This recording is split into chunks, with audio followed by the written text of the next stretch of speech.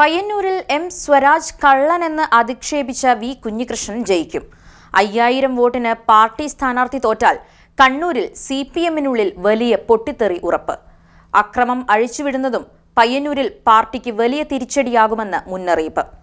പാർട്ടിയെ സ്നേഹിക്കുന്നവർ ഒരു മാറ്റം ലക്ഷ്യമിട്ട് നിശബ്ദരായിരിക്കുകയായിരുന്നുവെന്നും സോഷ്യൽ മീഡിയ വിലയിരുത്തൽ.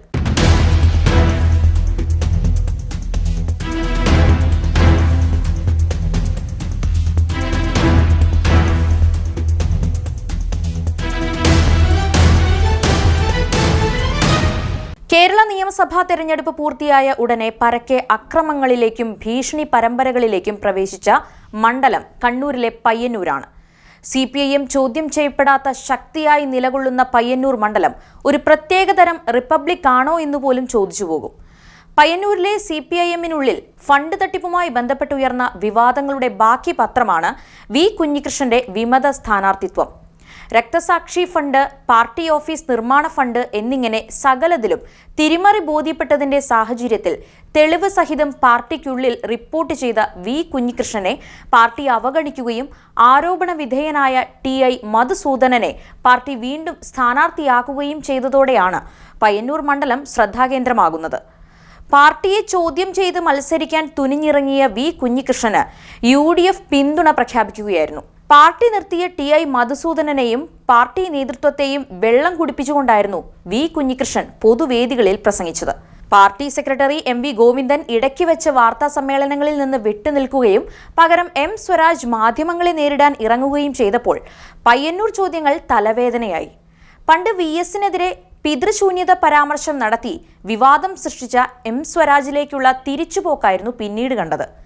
വി കുഞ്ഞികൃഷ്ണനെ കള്ളനെന്ന് അഭിസംബോധന ചെയ്തായിരുന്നു സ്വരാജ് മാധ്യമങ്ങൾക്ക് മുന്നിൽ പയ്യന്നൂർ ചോദ്യങ്ങൾക്ക് മറുപടി നൽകിയത്. സ്വരാജിനുള്ള മറുപടി വി കുഞ്ഞികൃഷ്ണൻ നൽകിയപ്പോൾ സോഷ്യൽ മീഡിയയിൽ സ്വരാജിനത് വലിയ ഡാമേജായി. ഇപ്പോഴിതാ പയ്യന്നൂരിൽ വി കുഞ്ഞികൃഷ്ണൻ പോലീസ് സുരക്ഷയിൽ കഴിയുന്നു. അദ്ദേഹത്തിനൊപ്പം നിന്നവരോട് പോലീസ് സുരക്ഷിത സ്ഥാനത്തേക്ക് മാറുവാൻ നിർദ്ദേശം നൽകുന്നു.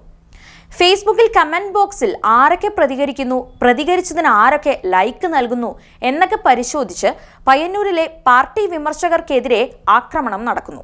വീടുകൾ ആക്രമിക്കപ്പെടുന്നു, കാറുകൾ കത്തിക്കുന്നു, വി കുഞ്ഞികൃഷ്ണന്റെ പേരെഴുതിയ മതിലുകൾ തന്നെ രാത്രിയുടെ മറവിൽ തകർക്കുന്നു. ഈ അക്രമങ്ങൾ നടത്തിയവരെ പോലീസ് അറസ്റ്റ് ചെയ്തപ്പോൾ അവരെല്ലാം പാർട്ടി ബന്ധമുള്ളവർ. എന്തുകൊണ്ട് പയ്യന്നൂരിൽ ഇങ്ങനെ അക്രമം നടക്കുന്നുവെന്നതിന് ഉത്തരം ഒന്നേയുള്ളൂ. ചരിത്രത്തിൽ ആദ്യമായി പയ്യന്നൂരിൽ CPM വലിയ തിരിച്ചടി നേരിടാൻ പോകുന്നു. TI മധുസൂദനന് പിറകിൽ ഉറച്ചു നിൽക്കുന്ന പാർട്ടി നേതൃത്വത്തിനെ തിരുത്താൻ പയ്യന്നൂരിലെ പാർട്ടി പ്രവർത്തകർ തീരുമാനിച്ചുറപ്പിച്ചിട്ടുണ്ടെന്നാണ് റിപ്പോർട്ട്. അട്ടിമറി തന്നെ അവിടെ സംഭവിച്ചേക്കാം എന്ന നിലയിലാണ് കാര്യങ്ങൾ. സോഷ്യൽ മീഡിയയിൽ ചില വിശകലനങ്ങൾ വന്നിട്ടുണ്ട്. അതിൽ ശ്രദ്ധേയമായത് ഉമ്മർ TKയുടെ പയ്യന്നൂർ പ്രവചനമാണ്. 50,000-അടുത്ത് വോട്ടിന്റെ ഭൂരിപക്ഷമുള്ള പയ്യന്നൂരിൽ CPM പരാജയപ്പെടാനുള്ള സാധ്യത നിലനിൽക്കുന്നു എന്നാണ് അദ്ദേഹം പറയുന്നത്. മണ്ഡലത്തിലെ വിവിധ പ്രദേശങ്ങളിലുള്ള വ്യക്തികളോട് സംസാരിച്ചതിൽ നിന്ന് ലഭിച്ച സൂചനകളിൽ നിന്നാണ് ഉമ്മറിന്റെ പ്രവചനം. ഉമ്മർ TKയുടെ പ്രവചനത്തിന്റെ പ്രധാന പോയിന്റുകൾ ഒന്ന് പരിശോധിക്കാം. 50,000 ഭൂരിപക്ഷം എന്നത് ശരി തന്നെ, പക്ഷേ അതിനെ ഒരു ഫിക്സഡ് നമ്പറായി കാണരുത്. ഒരിക്കലും ജയിക്കില്ല എന്ന് വിചാരിക്കുന്ന സ്ഥലത്ത് എതിർകക്ഷികൾ സ്വാഭാവികമായും 10% വോട്ടെങ്കിലും പോൾ ചെയ്യാതിരിക്കും. പക്ഷേ ഇത്തവണ അങ്ങനെയല്ല. തീർച്ചയായും UDF വോട്ടുകൾ പരമാവധി പോൾ ചെയ്തിട്ടുണ്ടാകണം. ചരിത്രത്തിൽ ആദ്യമായി അവർക്ക് ജയിക്കാൻ സാധ്യതയുള്ള ഒരു മത്സരമാണിതെന്ന ബോധ്യം അവരിലുണ്ട്. ലോക്സഭാ തെരഞ്ഞെടുപ്പിലെ വോട്ട് വ്യത്യാസം നോക്കുകയാണെങ്കിൽ അത് 13,000 വോട്ട് മാത്രമാണെന്നോർക്കണം. തദ്ദേശ തെരഞ്ഞെടുപ്പിൽ വോട്ട് വ്യത്യാസം 33,000-അടുത്താണ്.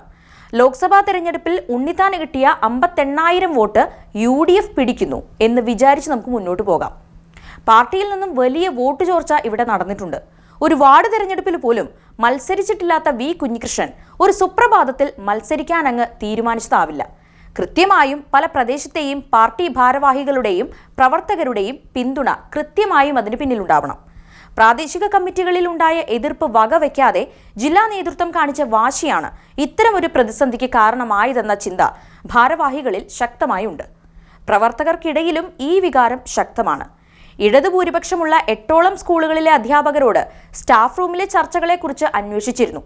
അവർ പറഞ്ഞതിലെ ഒരു സമാനത എല്ലായിടത്തെയും അധ്യാപികമാർ ഭൂരിഭാഗവും കുഞ്ഞികൃഷ്ണന് വോട്ട് ചെയ്യാൻ തീരുമാനമെടുത്തിരുന്നു എന്നാണ്. സ്ത്രീകൾ പ്രത്യയശാസ്ത്ര ഭാരത്തിനപ്പുറം വളരെ സ്ട്രെയിറ്റ് ആയി ചിന്തിക്കുന്നു എന്ന് വേണം കരുതാൻ. ശക്തമായ പാർട്ടി കുടുംബ പശ്ചാത്തലമുള്ള ഒരു സുഹൃത്ത് പറഞ്ഞത് അത്രയും വേദനയോടെയാണ് താൻ ഇത്തവണ പാർട്ടിക്ക് വോട്ട് ചെയ്തത് എന്നാണ്. കോൺഗ്രസ് പശ്ചാത്തലത്തിൽ നിന്ന് വന്ന ഭാര്യയോട് മനസാക്ഷിക്കനുസരിച്ച് വോട്ട് ചെയ്യാൻ പ്രേരിപ്പിച്ചു എന്നും അർത്ഥം വ്യക്തമാണല്ലോ. സ്ത്രീകളിൽ ഒരു വിഭാഗം ഇത്തവണ എതിർപക്ഷത്തിന് ചെയ്യും. രക്തസാക്ഷി ഫണ്ട് വിവാദം ഒരു വൈകാരിക പ്രശ്നമായി അവരെ ബാധിച്ചിട്ടുണ്ട്. ഇടതുപക്ഷത്തിന് പൊതുവെ കിട്ടിക്കൊണ്ടിരുന്ന മുസ്ലിം വോട്ടുകളിലും ഇത്തവണ കുറവുണ്ടാകും. ഏറ്റവും പ്രധാനപ്പെട്ട കാര്യം ജെൻസി തലമുറ കുഞ്ഞികൃഷ്ണനോട് ആഭിമുഖ്യം പുലർത്തുന്നതാണ്. അദ്ദേഹം ഉന്നയിക്കുന്ന കാര്യങ്ങൾ ഏതൊക്കെയോ തരത്തിൽ അവരുമായി റിലേറ്റ് ചെയ്യുന്നുണ്ട്.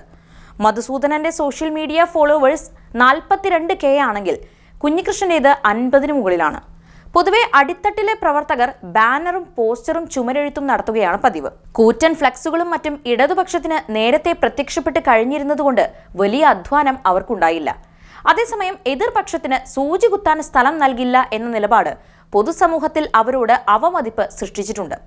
ഒരുപക്ഷെ അതാവാം അദ്ദേഹത്തിന്റെ സോഷ്യൽ മീഡിയ പ്രചാരണത്തിന് അധിക പ്രാധാന്യം കിട്ടാൻ കാരണമായത്. അതാകട്ടെ വളരെ ഓർഗാനിക് ആയിരുന്നു. തങ്ങളിൽ ഒരാൾ എന്ന ഫീൽ അത് കൃത്യമായി ഉണ്ടാക്കിയെടുത്തു. മത്സരത്തിന്റെ തുടക്കത്തിൽ ഭയവും അധൈര്യവും നിറഞ്ഞതായിരുന്നു വി കുഞ്ഞികൃഷ്ണന്റെ ശരീരഭാഷ. പിന്നീടത് ആത്മവിശ്വാസവും ധൈര്യവും ആർജിക്കുന്നുണ്ട്. കോൺഗ്രസിന്റെ പിന്തുണ എന്ന നെഗറ്റീവ് ക്യാമ്പയിനെതിരെ താൻ ഉന്നയിക്കുന്ന പ്രശ്നത്തെ അദ്ദേഹം നിരന്തരം മുന്നോട്ട് വെച്ചു. വളരെ ക്ലാരിറ്റി ഉള്ളതായിരുന്നു അദ്ദേഹത്തിന്റെ സംസാരങ്ങൾ. അതിന് മറുപടി പറയാൻ എതിരാളിക്ക് LDFന് കഴിഞ്ഞതേയില്ല. അണികൾക്ക് വീടുകളിൽ കയറി നോട്ടീസ് കൊടുക്കുന്നതിനപ്പുറം ജോലി അധികമില്ലായിരുന്നു. രാഷ്ട്രീയം അവർ സംസാരിച്ചതേയില്ല. ഒഴിഞ്ഞുപോയ വോട്ടുകൾ ചെയ്യിക്കാനുള്ള വ്യഗ്രത ബൂത്തുകളിൽ ഉണ്ടായിരുന്നില്ല. സാധാരണ നടക്കുന്നത് പോലെയുള്ള കള്ള വോട്ടുകൾ അധികം ഇത്തവണ നടന്നിട്ടില്ല. നടന്ന വോട്ടുകളിൽ തന്നെ പൂർണ്ണമായും LDFന് തന്നെ വീഴുമെന്ന് യാതൊരു ഉറപ്പുമില്ല. 100% പോളിംഗ് നടന്ന എരമം കുറ്റൂർ പ്രദേശങ്ങളിൽ LDFന് ഇത്തവണയും മൃഗീയ ആധിപത്യമുണ്ടാകും. അതേസമയം തന്നെ LDFന്റെ 20% വോട്ടെങ്കിലും UDFന് ലഭിക്കാനുള്ള സാധ്യത കാണുന്നുണ്ട്. പ്രത്യേകിച്ചും ചെറുപ്പക്കാരുടെയും മധ്യവർഗങ്ങളുടെയും വോട്ടുകളിൽ. രാമന്തളി, കാര, വെള്ളൂർ പ്രദേശങ്ങളിൽ UDFന് മുൻതൂക്കം ലഭിക്കാനുള്ള സാധ്യത കാണുന്നുണ്ട്. കോറോം പോലുള്ള പ്രദേശങ്ങളിലും നിശബ്ദമായ അടിയൊഴുക്കുകൾ ഉണ്ടായിട്ടുണ്ട്. പ്രാദേശികമായി തങ്ങൾക്ക് അധികാരത്തിൽ വർഷങ്ങളായി പ്രാതിനിധ്യം ഇല്ല എന്ന വികാരം പെരിങ്ങോം ഏരിയ കമ്മിറ്റിയിലുണ്ട്. യോഗ്യനായ ഒരാൾ അവിടെ ഉണ്ടായിരിക്കെ ആരോപണ വിധേയനായ ഒരാളെ മാറ്റി നിർത്താത്തതിലെ അതൃപ്തി പെരിങ്ങോം ഭാഗത്ത് ചെറിയ തോതിൽ പ്രവർത്തിക്കും. UDF ഭൂരിപക്ഷമുള്ള ചെറുപുഴ പ്രദേശങ്ങളിലുണ്ടായ ഉയർന്ന പോളിംഗ് ശതമാനം ഇടതുപക്ഷത്തിന് എതിരാകാനാണ് സാധ്യത. നിർണായകമായ ഒരു മത്സരമായതുകൊണ്ട് ഉണ്ണിത്താൻ നേടിയ 58,000 വോട്ടിൽ 55,000 UDFന്റെ ബേസ് വോട്ടായി കണക്കാക്കാം. പോൾ ചെയ്ത 1,55,000 വോട്ടിൽ 10,000 BJP എന്ന് കരുതാം. 1,45,000 പകുതി വേണം വിജയിക്കാൻ. എന്റെ നിരീക്ഷണത്തിൽ 15,000-നും 20,000-നും ഇടയിൽ LDF വോട്ടുകൾ മറഞ്ഞിട്ടുണ്ട്. ഏകദേശം 200-നടുത്ത് ബൂത്തുകളാണുള്ളത്. ശരാശരി 80 വോട്ടുകൾ മാറിയാൽ 16,000 വരും. 55,000 + 16,000 = 71,000. പൊതുവെ UDF അനുകൂലമെങ്കിലും സവർണ വോട്ടുകൾ ഇത്തവണ ഏകീകരിക്കപ്പെടുന്നത് കുഞ്ഞികൃഷ്ണന് അനുകൂലമാവും. മുസ്ലിം വോട്ടുകളും മുമ്പത്തേതിനേക്കാൾ UDFലേക്ക് പോയിട്ടുണ്ട്. BJP വോട്ടുകളിൽ 2-3,000 വോട്ടുകൾ UDFന് വീണേക്കും. CPMനെ അടിക്കാൻ കിട്ടുന്ന ഒരു സന്ദർഭം അവർ പാഴാക്കില്ല. അങ്ങനെ നോക്കുമ്പോൾ 5,000-നടുത്ത് വോട്ടിന് കുഞ്ഞികൃഷ്ണൻ ജയിച്ചേക്കുമെന്നാണ് എൻ്റെ കണക്കുകൂട്ടൽ. ഫേസ്ബുക്കിൽ Ummer TK കുറിച്ചിടുന്നു. TI Madhusoodanan vote ചോദിച്ച് ശ്രീമതി ടീച്ചർ പ്രസംഗിച്ചപ്പോൾ പാർട്ടിയുടെ ആൾക്കൂട്ടം നിസ്സംഗതയോടെ നിന്നതും ശ്രീമതി ടീച്ചർ ആരും എന്താണ് കൈയടിക്കാത്തത് എന്ന് മൈക്കിലൂടെ ചോദിച്ചതും പയ്യന്നൂർ തെരഞ്ഞെടുപ്പ് ഫലം വരച്ചിടുന്നതായെന്ന വിലയിരുത്തലുണ്ട്. പയ്യന്നൂരിലെ പാർട്ടിയെക്കുറിച്ച് നിങ്ങൾക്ക് ഒരു ചുക്കും അറിയില്ല എന്നാണ് പയ്യന്നൂരിലെ ചില പാർട്ടിക്കാർ പറയുക. അതുകൊണ്ട് മെയ് 4 വരെ കാത്തിരിക്കാം.